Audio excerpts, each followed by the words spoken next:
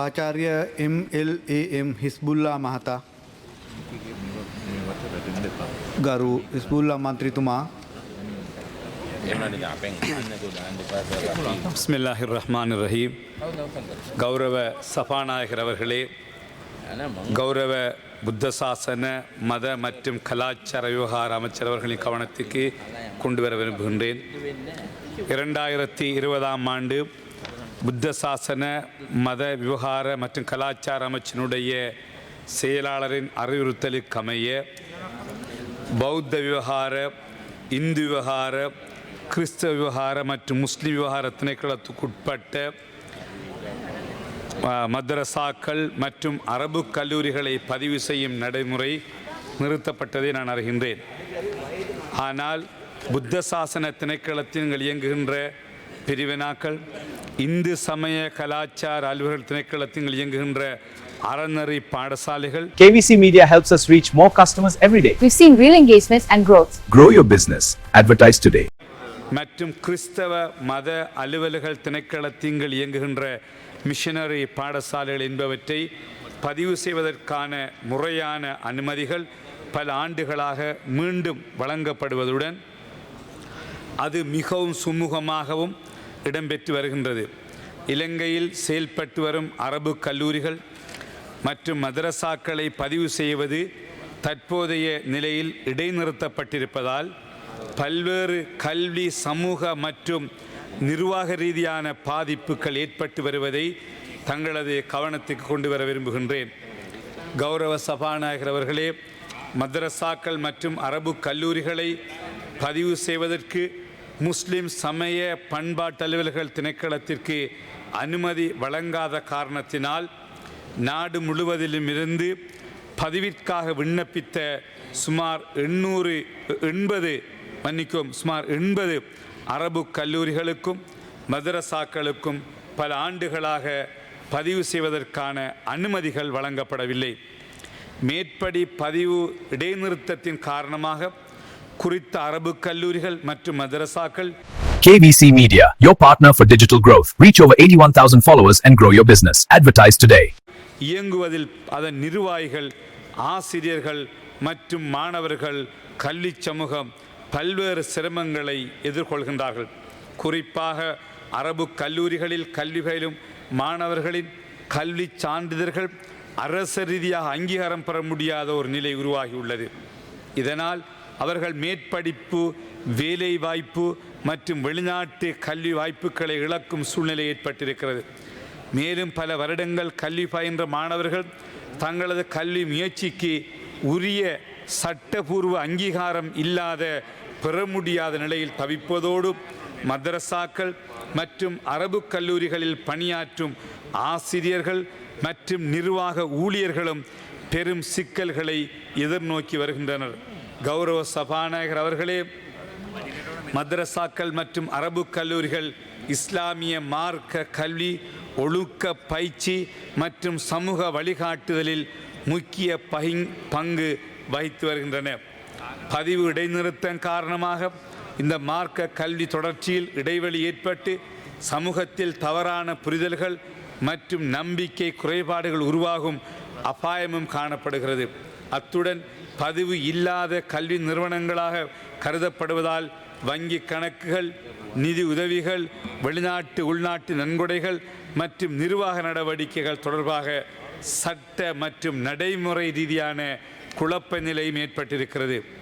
கௌரவ சபாநாயகர் அவர்களே, நமது நாடும் முழு உலகமும் வேண்டி நிற்கின்ற நல்லொழுக்கங்களையும் உயரிய பண்புகளையும் கற்றுக் கொடுக்கின்ற இந்த மதரசாக்கள் நிறுவனங்கள் மற்றும் அரபு கல்லூரிகளின் பதிவை தொடர்ந்து இடைநிறுத்தி இருப்பது முஸ்லிம் சமூகத்திற்கு இழைக்கப்பட்டுள்ள ஒரு பாரிய அநீதியாகும். கௌரவ அமைச்சர், எங்களுடைய மத விவகார அமைச்சர் அவர்கள் மிகவும் நேர்மையான, இன மத வேறுபாடுகளுக்கு அப்பால் மிக சிறப்பாக செயற்பட்டுகின்ற ஒரு அமைச்சர். அவர் மீது நாங்கள் வெகுவான மரியாதை வைத்திருக்கின்றோம், மிக உயர்ந்த கௌரவத்தை வைத்திருக்கின்றோம்.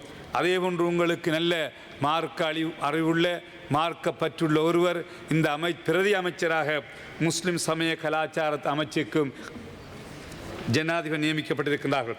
இது தொடர்பாக தங்களது நேர்மையான கவனமும் சாதகமான நடவடிக்கையும் பெரிதும் எதிர்பார்க்கப்படுவதுடன் மேற்படி நிலைமைகளை கருத்தில் கொண்டு மதரசாக்கள் மற்றும் அரபு கல்லூரிகளை பதிவு செய்வது தொடர்பான நடைமுறையை விரைவாக தெளிவுபடுத்தி பதிவு செயல்முறையை மீண்டும் ஆரம்பிக்க அல்லது உரிய வழிகாட்டுதல்கள் வழங்க தங்களது அமைச்சின் மூலம் உரிய நடவடிக்கைகள் மேற்கொள்வதற்கு ஆவண செய்யுமாறு இந்த உயரிய சபையிலே தங்களிடம் வினயமாக கேட்டுக்கொள்கின்றேன். கௌரவ சபாநாயகர் அவர்களே, கௌரவ அமைச்சர் அவர்கள் மதரசாக்கள் மற்றும் அரபு கல்லூரிகளினை பதிவு செய்வதற்கான அனுமதியினை வழங்குவதற்கு ஆவண செய்ய முடியுமா? மதரசாக்கள் மற்றும் அரபு கல்லூரிகளின் பதிவு செய்வதற்கு அனுமதியை வழங்குவதற்கு மேற்கொண்டுள்ள நடவடிக்கைகள் என்ன என்பதை இந்த சபையிலே தெரியப்படுத்துமாறு கேட்டுக்கொள்கின்றேன். நன்றி. ගරු උද්ඝාටන අමාත්‍යතුමා. ගරු කතානායකතුමනි, ගරු මන්ත්‍රී ආචාර්ය හිස්බුල්ලා මැතිතුමා අපෙන් විමසන මේ ප්‍රශ්නය ඇත්තටම අත්‍යවශ්‍ය ප්‍රශ්නයක්, පිළිතුරක් තිබිය යුතු ප්‍රශ්නයක්, තොරතුරු අපේක්ෂා කිරීම සාධාරණ ප්‍රශ්නයක්. එතන කොටස් දෙකකින් එතුමා කරුණු විමසනවා. මද්‍රසා හා අරාබි විද්‍යාල ලියාපදිංචි කිරීම සඳහා අනුමැතිය ලබා දීමට ක්‍රියාත්මක විය හැකිද කියන එකත්, මද්‍රසා හා අරාබි විද්‍යාල ලියාපදිංචි කිරීම සඳහා අනුමැතිය ලබා දීමට ගෙන ඇති ක්‍රියාමාර්ග. මෙතනදී ගරු කතානායකතුමනි කිව යුතුයි උක්ත කරුණ සම්බන්ධව පළවෙනි ප්‍රශ්නය ගත්තොත් මද්‍රසා හා අරාබි විද්‍යාල ලියාපදිංචි කිරීම සඳහා අවසර ලබා දීම කළ හැකිද? ඔව්, මේක කළ හැකි දෙයක්. දැනට කුර්ආන් මද්‍රසා ලියාපදිංචි කිරීමේ ක්‍රියාවලිය සිදු වෙමින් පවතිනවා. කුර්ආන් මද්‍රසා යනු පාසල් කාලයෙන් පසුව කුඩා ළමුන් සඳහා අල් කුර්ආනය පාරායනය කිරීම සඳහා පිහිටුවා ඇති මද්‍රසාවක්. එතන ගැටලුවක් නැහැ. අරාබි විද්‍යාල සම්බන්ධව තමයි ඔබතුමාගේ ප්‍රධාන අවධානය යොමු වෙන්නේ. අරාබි විද්‍යාල ලියාපදිංචි සඳහා අපේ අවසර දීම සඳහා අරන් තියෙන පියවරයි විමසන්නේ. මෙතනදී ගරු කතානායකතුමනි, මේකේ ඉතිහාසය පේලි දෙක තුනකින් සඳහන් කළොත් 2024 4 වෙනි මාසයේ පළවෙනිදා තමයි හිටපු ජනාධිපති රනිල් වික්‍රමසිංහ මහත්මයා මද්‍රසා පාසල් පිළිබඳ පනත පිළිබඳ ඉල්ලීමක් කරලා තිබුණේ. එතකොට ඒ කටයුත්ත ආරම්භ වෙලා තිබුණා. එන් පස්සේ කටයුතු සිදුවෙමින් පවතින අතරේ 2025 10 වෙනි මාසයේ 13 වෙනිදා වර්තමාන ජනාධිපතිතුමා රැස්වීමක් කැඳවලා තිබුණා මේ සම්බන්ධ සියලු පාර්ශව කැඳවගෙන.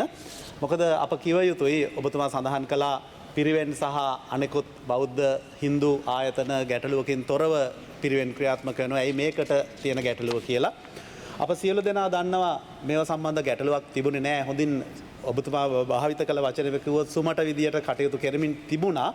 නමුත් 2019 පාස්කු ඉරුදුන ප්‍රහාරයෙන් පස්සේ තමයි මේ කොටසට ගැටලුවක් ඇති වෙන්නේ. ඒ නිසා තමයි ඒවා ගැන වැඩිපුර සොයා බැලීම් කරන්න සිද්ධ වෙලා තිබෙන්නේ.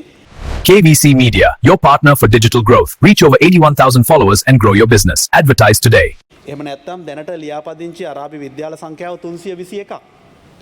ඔබතුමා සඳහන් කළා වගේ 82ක ප්‍රමාණයක් දැන් පොරොත්තු ලේඛනයේ තිබෙනවා ලියාපදිංචිය අපේක්ෂාවෙන්. ඒ නිසා සියලු පාර්ශව කැඳවලා ජනාධිපතිතුමා නැවත උපදෙස් දීලා තිබුණා මේ කටයුත්ත කඩිනම් කරන්න. මේ කටයුත්තට සම්බන්ධ වෙලා තිබෙනවා ගරු මන්ත්‍රීතුමනි, මා මීට කලින් පාර්ලිමේන්තුවට පැහැදිලි කරා. මේ ලියාපදිංචිය පමා වෙන්නේ මේ හා සම්බන්ධ විෂය නිර්දේශය රිවිෂන් එක නැත්නම් ඒ පිළිබඳ නැවතත් සලකා බැලීම අවසන් නොවී තිබෙන නිසා. මේක අධ්‍යාපන අමාත්‍යාංශය මේ වෙනුවෙන් කමිටුවක් එක්ක වැඩ කරමින් ඉන්නවා.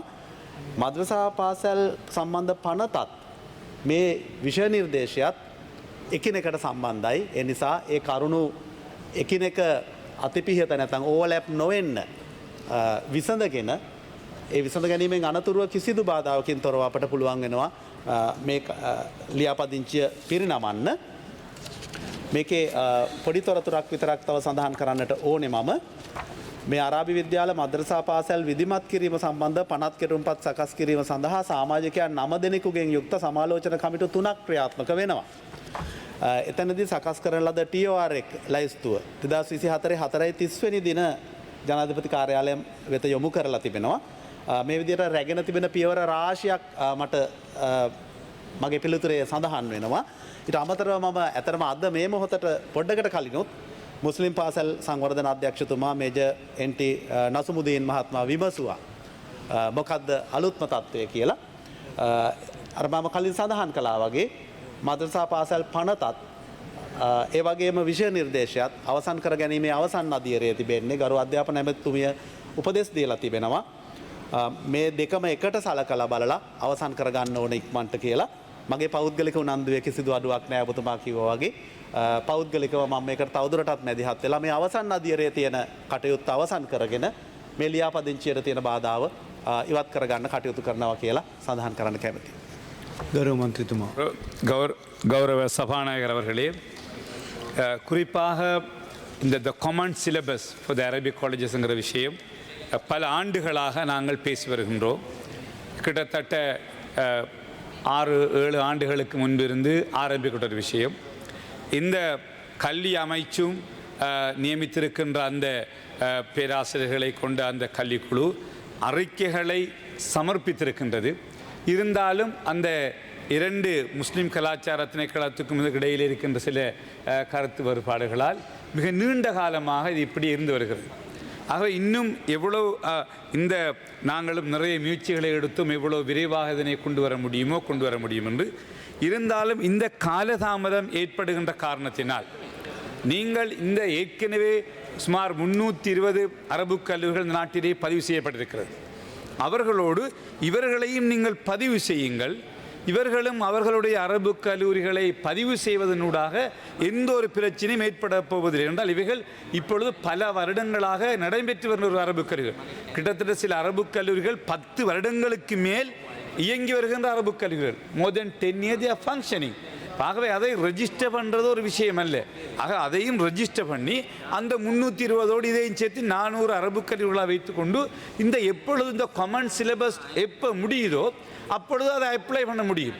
அது எந்த பிரச்சனையும் கிடையாது.